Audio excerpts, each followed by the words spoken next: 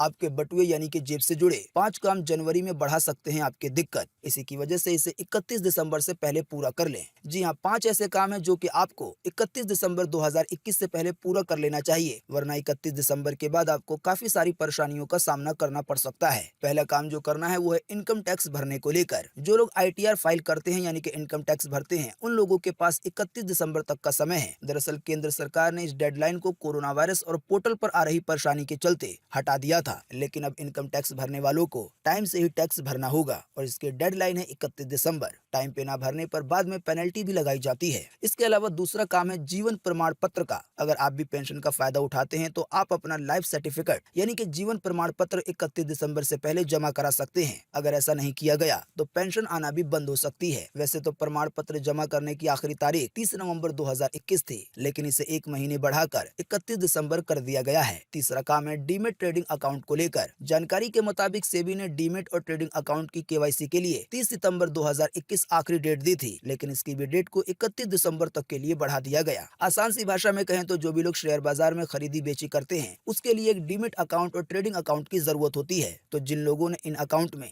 KYC नहीं करवाई है, उन्हें 31 दिसंबर से पहले अपने KYC को अपडेट करना होगा, वरना ट्रांजैक्शन वगैरह में दिक्कत आ सकती है। वहीं तीसरा काम है आधार को UN से लिंक करना। जी हाँ, PF सब्सक्राइबर यानी कि जिन लोगों का PF खाता है, उनको UN नंबर को आधार कार्ड से लिंक करना अनिवार्य है। इसके लिए आखिरी तारीख 31 दिसंबर 2021 दी गई है। जानकारी के मुताबिक जिन भी लोगों ने आने वाले 31 दिसंबर तक अपने आधार कार्ड को PF अकाउंट के UAN नंबर से लिंक नहीं किया तो फिर परेशानी हो सकती है। वहीं पांचवा काम है होम लोन को लेकर। जानकारी के मुताबिक अगर आप होम लोन लेना चाहते हैं तो 31 दिसंबर से पहले बैंक ऑफ बड़ौदा में अप्लाई कर सकते हैं, क्योंकि 31 दिसंबर के बाद जो होम लोन की ब्याज दरें हैं वो बढ़ जाएंगी।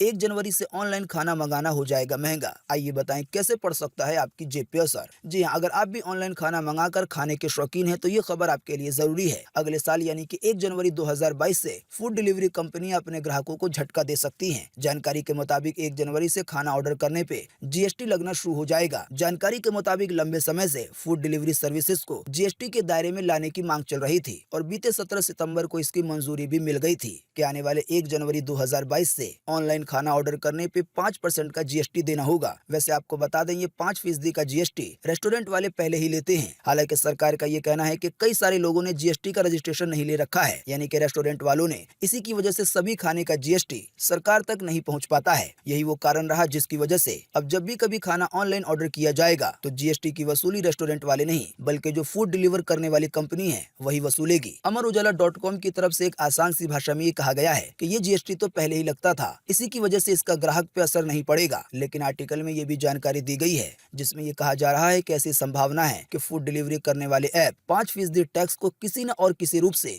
ग्राहक से वसूल सकते हैं। जाहिर सी बात, ऐसा होगा तो खाना मंगाना महंगा हो जाएगा।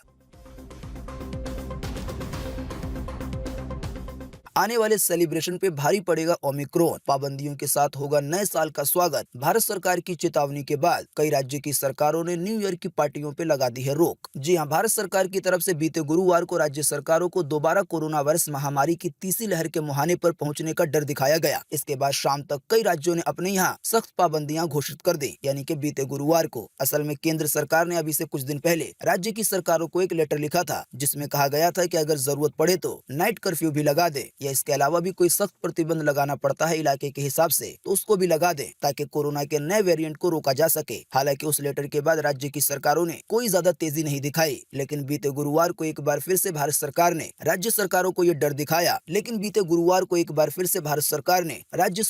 डर दिखाया कि भारत में कोरोना की तीसरी लहर आ सकती है। बस ये जानकारी मिलते ही देश के कई राज्यों ने अपने यहाँ सख्त प्रतिबंध लागू कर दिए हैं। भास्कर.com की तरफ से एक इमेज के जरिए ये चीजें काफी अच्छे से समझाई गई हैं कि देश के कौन से राज्य में या कौन से शहर में किस तरह की मेन पाबंदी लगाई गई है। जैसे कि राजधानी दिल्ली में क्रिसमस और न्यू ईयर के सेलिब्रेशन पे रोक लगा दी गई है। इसके अलावा गुजरात में 31 दिसंबर तक के लिए नाइट कर्फ्यू लागू हो गया है। वहीं महाराष्ट्र में स्कूलों को बंद कर दिया गया है और जो भी सेलिब्रेशन वाले प्रोग्राम है जैसे कि क्रिसमस का हो या न्यू ईयर का हो उस पे पाबंदियां लगा दी गई है। इसके अलावा कर्नाटका में भी नए साल की पार्टियों पे रोक लगा दी गई है। इसके अलावा यूपी के नोएडा और लखनऊ में धारा 144 लागू कर दी गई है। आसान सी भाषा में कहें तो 5 से ज्यादा लोग एक साथ नहीं घूम सकेंगे। वहीं मध्य प्रदेश में नाइट कर्फ्यू के साथ और भी कई सख्त पाबंदियां लगाई गई हैं। इसके अलावा उड़ीसा में भी न्यू ईयर की पार्टियों पर रोक लगा दी गई है और तेलंगाना में कोरोना के नए वेरिएंट के एक ही दिन में ज्यादा मरीज मिलने की वजह से 10 दिन का लॉकडाउन ही घोषित कर दिया गया है। साथ ही आपको बता दें कि बीते गुरुवार को पीएम मोदी ने कोरोना की इन्हीं सब स्थिति पर एक आपात बैठक की, यानी कि एक रिव्यू मीटिंग। इससे जुड़ी महत्वपूर्ण जानकारी देखें अगली खबर में।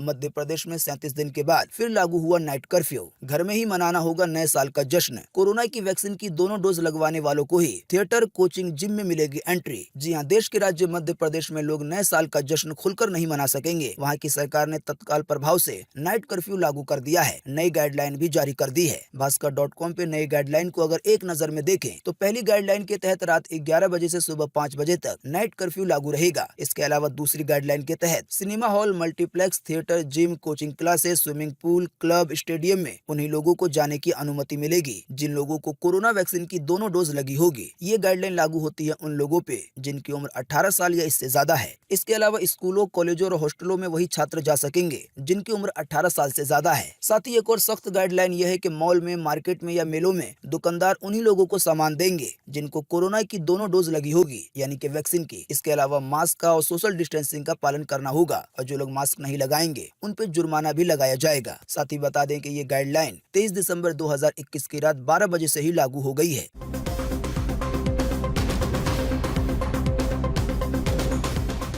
1 जनवरी से नहीं होगा कार्ड पेमेंट के नियमों में टोकनाइजेशन वाला बदलाव। आरबीआई ने आगे बढ़ा दी है डेडलाइन 6 महीने के लिए। जी हां, भारतीय रिजर्व बैंक ने एक बड़ा फैसला लेते हुए कार्ड पेमेंट के लिए नए टोकनाइजेशन सिस्टम की डेडलाइन को 6 महीने के लिए आगे बढ़ा दिया है। वैसे ये नए साल से ही लागू होने वाला था। आप नहीं जानते हैं तो आपको आसान सी भाषा में बता दें कि लोगों की सिक्योरिटी के लिए जो लोग कार्ड से पेमेंट करते हैं, यानी कि डेबिट कार्ड से या क्रेडिट कार्ड से, तो उनके जो कार्ड की जानकारी है वो कंपनियों के पास सेव होती है। सीधे शब्दों में नए नियम के मुताबिक जो कार्ड की जानकारी है वो कंपनी अपने पास सेव नहीं कर पाएंगे और यही वाला नियम 1 जनवरी से लागू होने वाला था। हालांकि कंपनियों के कहने पर इस डेडलाइन को 6 महीने के लिए बढ़ा दिया गया है, यानी कि 30 जून 2022 तक के लिए।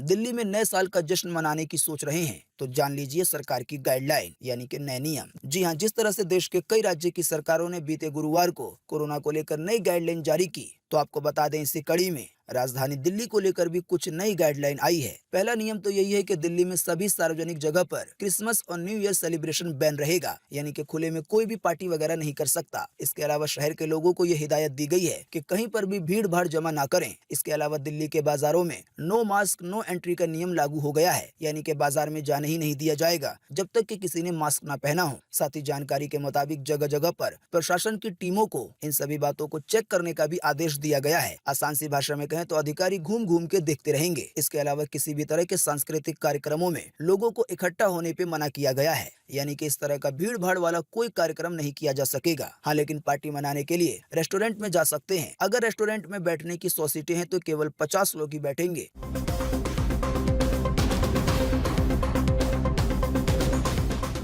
मुख्यमंत्री यानी सीएम योगी ने दिया आदेश, कहा क्रिसमस और नए साल के जश्न पर बरती जाएगी सख्ती, कोरोना के नियमों में न बरते लापरवाही। जी हां, देश में कोविड मरीजों की बढ़ती संख्या को देखते हुए मुख्यमंत्री योगी आदित्यनाथ ने क्रिसमस और नए साल के जश्न पर सख्ती बरतने के निर्देश जारी किए हैं। उन्होंने कहा है कि सार्वजनिक स्थानों पर कोरोना प्रोटोकॉल का पालन कराया जाए, साथ ही सोशल डिस्टेंसिंग और मास्क को अनिवार्य किया जाए, यानी कि पहले की पाबंदियों की तरह सोशल डिस्टेंसिंग करनी ही होगी और मास्क लगाना ही होगा। इसके अलावा सीएम योगी ने कहा कि सार्वजनिक स्थानों जैसे मॉल, सिनेमाघर, होटल, कैफे, भीड़ भाड़ वाले स्थानों पे ज्यादा सावधानी बरती जाए। मुख्यमंत्री ने कहा कि कोरोना के डेल्टा और ओमिक्रॉन को ध्यान में रखते हुए प्रदेश के सभी डीएम को अलर्ट किया जा चुका है। साथ ही सीएम योगी ने निर्देश दिया है कि यूपी की सीमाओं पर सुरक्षा और सिक्योरिटी के दायरे को बढ़ाते हुए मध्य प्रदेश में आने वाले सभी यात्रियों की जाँच की जाए और जो टीकाकरण की रफ्तार है उसे बढ़ाया जाए। साथ ही सीएम योगी ने कहा कि स्वास्थ्य विशेषज्ञों की टीम के सुझाव को ध्यान में रखते हुए सरकारी और गैर सरकारी अस्पतालों में नई गाइडलाइन के तहत सभी इंतजामों को पुख्ता किया जाए। आसान सी भाषा में कहें तो जो भी नई गाइडलाइन जारी की गई हैं, उनको अपनाने के लिए कहा गया है। दोस्तों, कुल मिलाकर ये बात तो तय है कि नई गाइडलाइन आने के बाद अब जो सख्तियां हैं वो पहले की तरह होने वाली हैं, यानी कि मास्क वगैरह पहनना ही होगा। अगर कोई इन नियमों को तोड़ता है तो उस पर जुर्माना भी लग सकता है। वीडियो देखने के लिए आपका बहुत बहुत धन्यवाद। Thanks for watching.